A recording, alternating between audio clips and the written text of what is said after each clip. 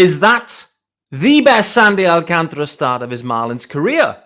Is it maybe one of the most critical complete games of Sandy Alcantara's career? However, the Marlins, they head into Tampa and they get the split. One apiece.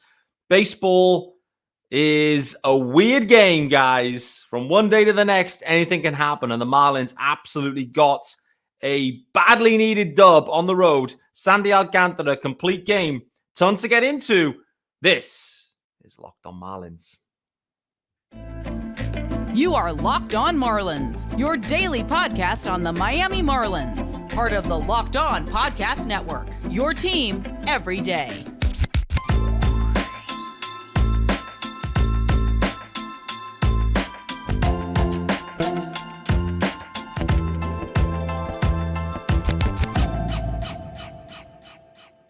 Greetings from England.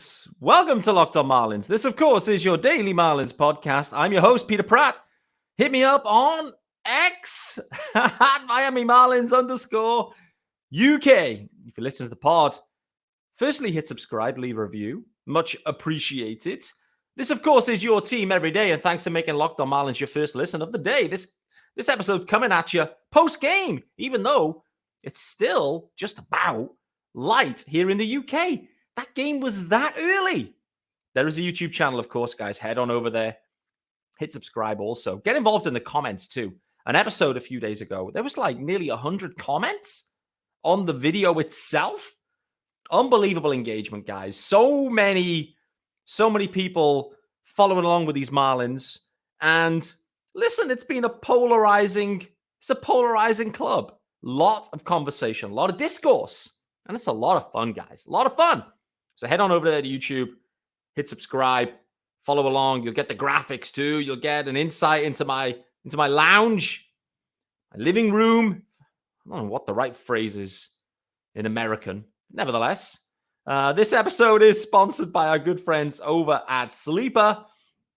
And you can swing for the fences on Sleeper picks, and you could win up to 100 times your money. Download the Sleeper app and use the promo code Locked On. You'll get up to $100 matched on your first deposit. Terms and conditions apply. See Sleeper's terms of use for details. Currently operational in over 30 states. Check out Sleeper today. All right, guys, welcome to Wednesday's episode of Locked On Marlins. This is coming at you post-game after the day game, which rattled along at a fast pace. I was cooking as the game was going along, and I'm not even sure I had the chicken in the oven and out the oven by the time the game had ended. It was that quick. 2 hours, 15 minutes, I think. And the reason it was so quick was Sandy Alcantara, baby, was humming. Absolutely humming. It was rapido from him. The Marlins offense equally was like the Marlins offense of pre-All-Star break, where they just accumulated hits, scored some runs, came in bunches, a few crooked numbers in there. Great to see. With, the usual protagonists in there of Luis Reyes with a multi-hit day, but also you get multi-hit appearances and performances from, and I mean, this is the meat and potatoes of the lineup here, Garrett Hampson, multi-hit day, Yuli Gurriel, multi-hit day, John Berti, multi-hit day, and Jacob Stallings, multi-hit day. Jacob Barrels, baby, absolutely raking. Garrett Hampson, you're thinking, hey, with Garrett Hampson wasn't starting. Yeah, Jesus Sanchez exits the game after running down to first base. Looked like it was maybe a leg injury or something. He was kind of, keeled over a bit.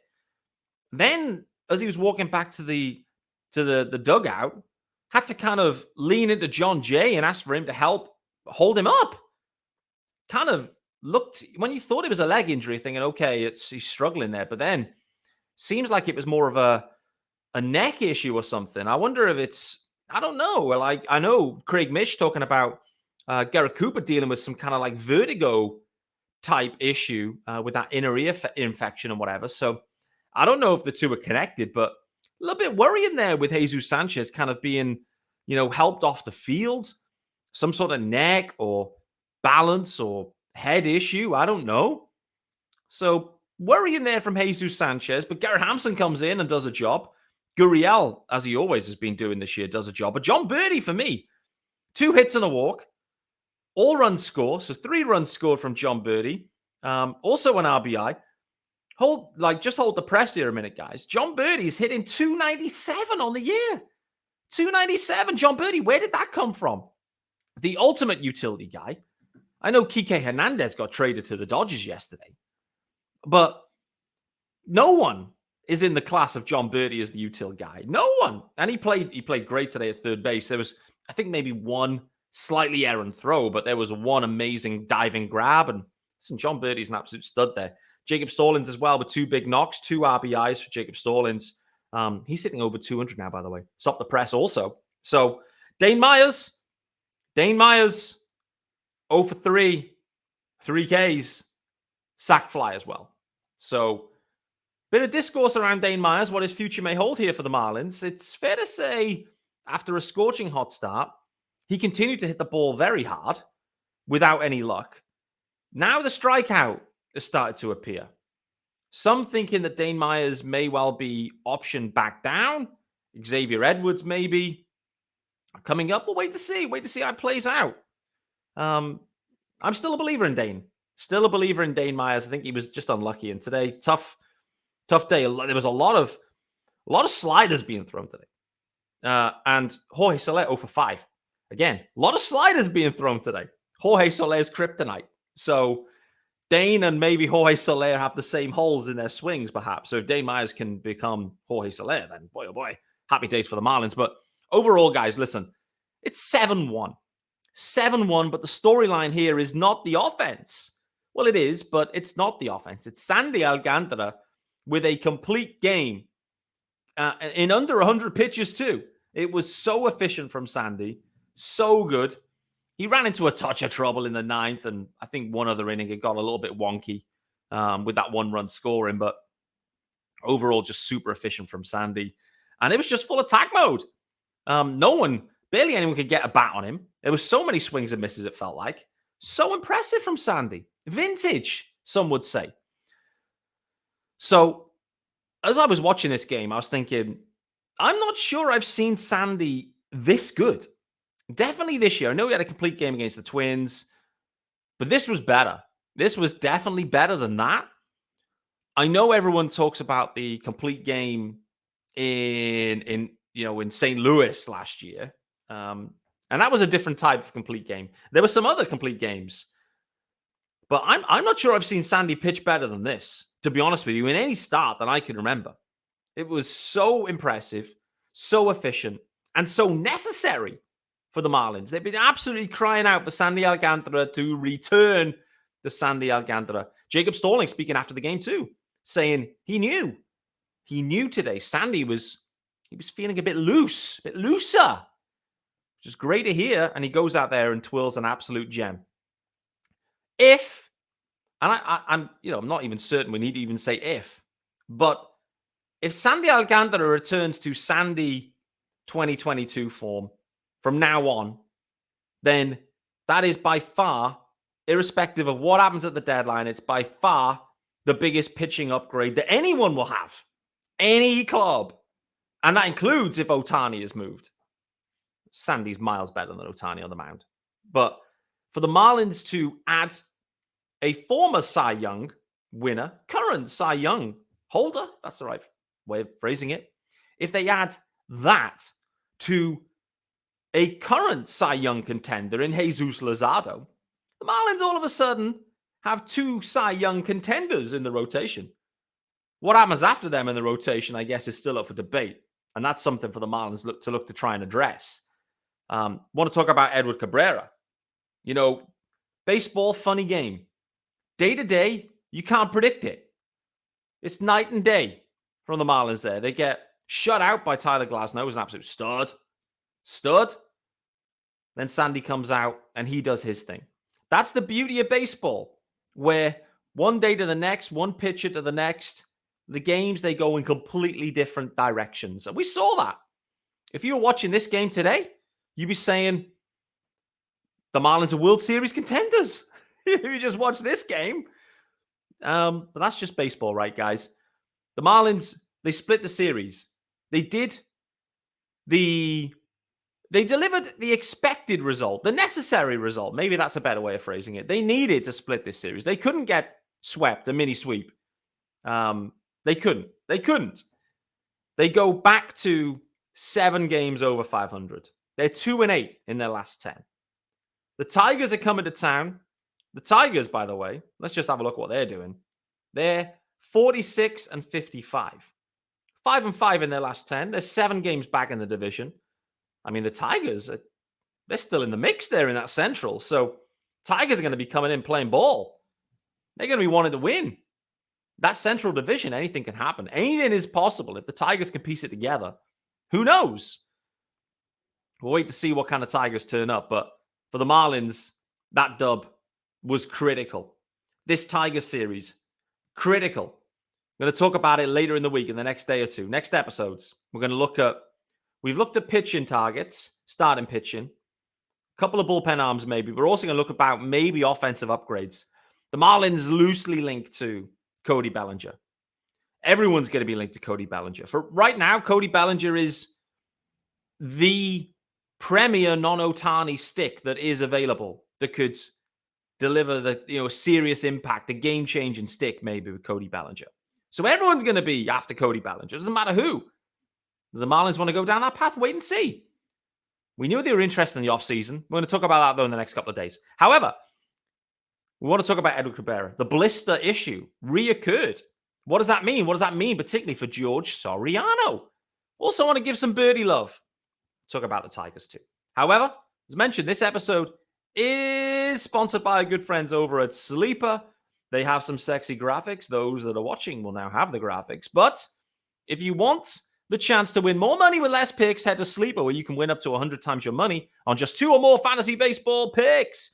And if you took the over on the home runs for Brian De La Cruz today, you would be a winner. If you took the over on the Jacob Barrels, i.e. Jacob Stallings hits, you would be a winner.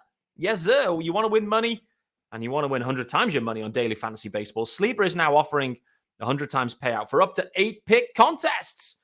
Choose as many as 8 players that you like. Pick more or less on your favorite baseball stats like home runs, strikeouts, hits, and more. You get your picks right and you could win big time. Entries can be made in 30 seconds or less. It's that easy. It's safe and fast withdrawals as well when you do win. And all you got to do is use the promo code LOCKEDON. You get up to $100 matched on your first deposit. Terms and conditions apply. See Sleeper's terms of use for details. Currently operational in over 30 states. Check out Sleeper today. All right, guys. Welcome back to Locked On Marlins. This is the Wednesday episode post-game after the Marlins split the series with Tampa on the road. Sandy Alcantara throwing a complete game. Complete game. Not a shutout, but a complete game. Marlins win it 7-1. Offense came alive. Multi-hit day all over the show. And a Brian De La Cruz bomb. Yes, sir. Want to go back to yesterday, though. Want to talk about Eddie Cabrera. Eddie Cabrera, it felt like he was asked to return to action quickly. Ahead of schedule. No rehab. Jazz Chisholm Jr. would be a fan of that approach. No rehab. Talk about Jazz as well, briefly. He was a couple of sim games and then straight back into the mix. The Marlins needed him. They needed Eddie. Yesterday, though, couple of innings worth of work, couple of earned runs, exits the game early. 3 innings only. He was only able to get through 3. Out of the game, dealing with blister issues. He's dealt with blister issues this year. He's just back from a shoulder issue. The question will be with Eddie Cabrera right now at this point, and considering that George Soriano, who ended up having to come into the game and provide, again, another stunning relief outing there, the question will be is, will Eddie Cabrera be able to make his next start? Soriano came in and threw 3 1/3 innings, giving up just 1 earned run. Sorry, Eddie Cabrera only threw 2 innings. 2 innings at work for Eddie, 53 pitches. So with this blister issue that's reoccurring and Soriano having thrown 49 pitches, do the Marlins maybe do they need to, firstly, not look to, if they need to send Eddie Cabrera onto the IL again because of blister issues, a different issue, but back to the IL, if they need to, does that mean that George Soriano could be slated to start next time around? That would be That would be a home game, potentially, if the Marlins stick with the current rotation. Granted, there's an off day around at the moment that they're going to have tomorrow. But would the Marlins look to start George Soriano against the Phillies at home in what could be deemed as a must series? I think that would be deadline day as well. Imagine that. Soriano starting. Listen, George Soriano this year right now, he and Schumacher, he spoke about it a few days back, just saying how impressed he's been with Soriano, and equally that they may look to stretch him out even further, that he could do it. And actually, maybe he deserves to be doing it right now. So who knows? George Soriano may be starting against the Phils. I think this all hinges on Eddie Cabrera, though. If Eddie's available and he's able to throw as per normal, then absolutely Eddie should be starting. And Soriano can just be that long man, that elite long man out of there too. Brief update yesterday, Andrew Nardi made his return and his first rehab inning. He ends up having a clean inning with 2 strikeouts. Andrew Nardi, baby. As soon as he's gone down, this bullpen has gone backwards big time. The Marlins really need Andrew Nardi back. Imagine now if the Marlins add Cy Young caliber starting pitcher in Sandy Alcantara. If they add an all-star level reliever, mop-up guy, fire extinguisher, Andrew Nardi, plus Jazz Chisholm Jr., all-star caliber stick, all-star caliber glove back at this deadline. Irrespective of what the Marlins do, they're going to be upgraded. No doubt. Jazz Chisholm Jr. spoke about it over the weekend. He expected to be back for the Tigers series. He's made no rehab starts and he barely swung a bat at that point. But Jazz out there saying that that's what he expected. Craig Mish called him out to say Jazz's biggest flaw, if that's the right way of phrasing it, is his injury timeline assessments. He is the worst at doing that. He says he's back tomorrow and he's back in 2 months. However, if Jazz Chisholm Jr. is back early in August, it's a big fat dub. If he's back for the Tigers series, even fatter of a dub with obliques and Jazz Chisholm Jr. and the type of swing he has. I hope that the Marlins play it relatively safe at this point. There's a huge August and September in store here for the Marlins. There's a ton of clubs hovering around the wildcard spot. It's so tight in the NL. It really is. And right now, there's 5 clubs vying for 3 spots. That doesn't include if the Padres find a way to get hot, or the Cubs, or the Mets. So in reality, there could be 8 teams going for 3 spots. Could be an absolute wild card run. Really could. The question is, how much of an upgrade, how many upgrades do the Marlins make at this deadline? And I think it all comes down to the fact that there's so few sellers at this point. So few. And the rotation arms, everyone seems to need pitching. You know, Marlins are no different. Everyone is after sticks, impact sticks. Marlins are no different. And so it's going to be hard. It's going to be hard to strike some deals. It's really a seller's market at this point. Maybe. Some saying that actually there may be too many starting pitchers available. And so maybe as you get towards the deadline, all of a sudden there's like 5-6 guys that, 2 threes in the rotation, let's say. All of a sudden, maybe as they get nearer the deadline, the price starts to drop. So I think most likely the Marlins were going to do business early. If they were, they would have done it by now. Kim's out there saying it's really tough at the moment because no one's selling. I think the Marlins and many clubs will leave it extremely late. It will be many deals right up to the deadline. Could even be a few fax machines breaking and a few deals falling apart because paperwork not submitted at the right time, etc., etc. So we hope that the Marlins get their fax machine ready. They get it, fully inked up, ready for action. What this run has showed us in the past, since the All-Star break, is that the Marlins weren't playing good ball. They got a bit unlucky in part. They were getting lucky earlier. It wasn't quite falling their way. But overall, they're still 7 games over 500. They have to seek upgrades, and they will. They will seek upgrades. The question has to be, how sensible are you at that point? And I think there has to be a degree of, sensible, decision making around this one. I don't think you need to leverage, the whole of the future on this one season in 2023, going after a wild card spot against maybe 5, 6, 7 clubs, all of which have plenty of talent themselves. So I think the Marlins need to be cautious. I think it's pretty obvious where their needs are. Many other clubs have the same needs. And so this is going to be such an intriguing deadline. It really is.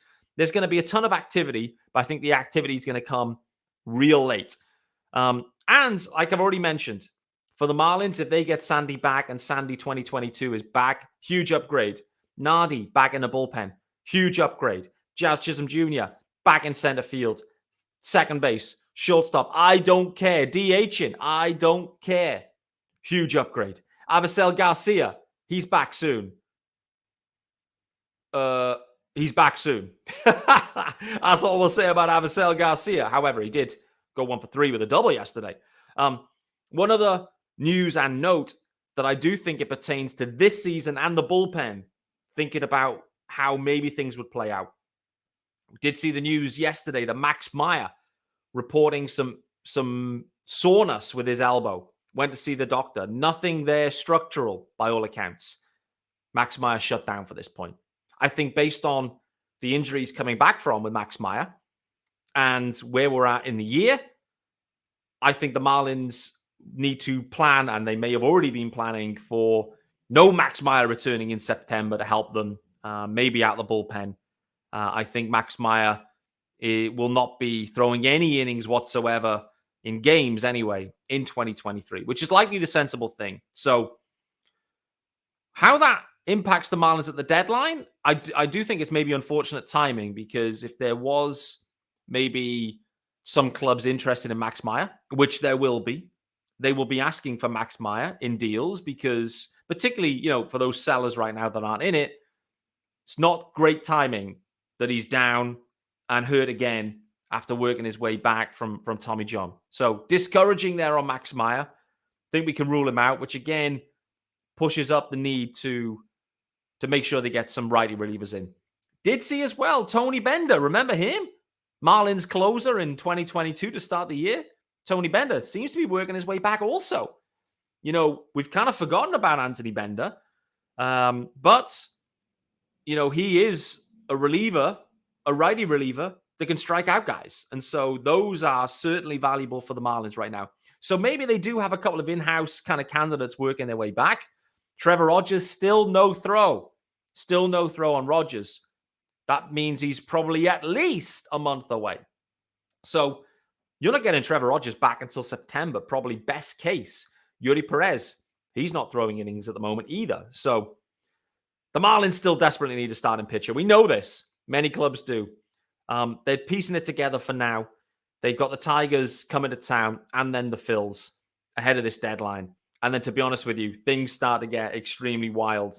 They need to be cautious, in my opinion. They need to be cautious. But this win in Tampa with Sandy Alcantara going how he's gone, and the offense doing what it's done there in Game 2, it reminds the club. It reignites, it reinvigorates the clubhouse maybe, and reminds everyone, we can do this. We've been doing it all year. We can beat good teams and we can beat them on the road. Sandy can beat good lineups and he can beat them on the road. And the offense, John Berti, Jacob Stallings, Garrett Hampson, Yuli Gurriel, they can all put up multi-hit. Luis Arias, we know. Love to see Jorge Soler bouncing back. It's been a real struggle for Soler. Early in the year, that swing and miss from that slider, that weakness that's always existed, he managed to be laying off those pitches early in the year. He's now not laying off. Maybe he's overcompensating because he's in a bit of a funk. We need to see Soler be more selective in that slider low and away. The Stanton zone, let's call it. We need Soler to lay off those. Start to get those pitches back up and in where he can turn on. Start to see the power stroke return for Jorge Soler. Guys, it's going to wrap us up for today's episode. It was a great win. It was an early win. I'm sorry if you guys missed it. Many of the listeners, you guys are all based in the States. For me, it was 5:10. It was almost too early for me. Too early for me. But for you guys that missed it, it was unfortunate because I think that was probably Sandy Alcantara's most efficient and best start ever. So impressive. So impressive. And the Marlins offense equally so impressive.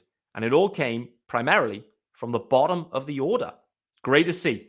Guys, thanks for making Locked On Marlins your first listen of the day. I'll be back tomorrow, and I'm going to really start to dig into some deadline options, particularly offensive guys. A lot of people talking about Bellinger, but there are other options out there, and there have to be other options out there because pretty much everyone will be talking to the Cubs about Cody Bellinger.